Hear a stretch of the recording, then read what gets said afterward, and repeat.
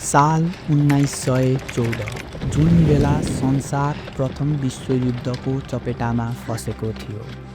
स्याकल्टन भने थप 27 जना साथीसहित प्रकृतिसँगको फरक तर उत्तिकै घातक युद्धतर्फ बढिरहेका थिए। गन्तव्यमा पुग्नुभन्दा 100 माइल्स अगाडि नै जहाज घना बरफको समुद्रमा फस्छ। बरफमा फसेकै कारण लाखौँ प्रयासको बावजुद पनि न त जहाज 1 इन्च अघि सर्छ न त उनीहरूमा बाँच्ने आशा नै हराएर जान्छ।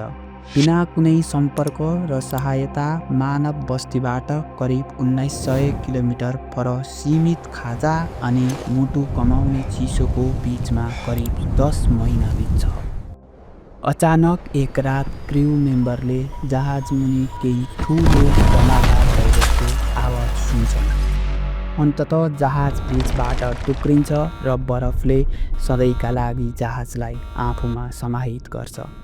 यो खतरनाक र रहस्यमय कन्टिनेन्ट हिँडेर पार गर्ने स्याकल्टनको सपना यति नराम्ररी फेल खान्छ आज करिब 111 वर्षपछि पनि तपाईँ र म कल्पना समेत गर्न सक्दैनौँ।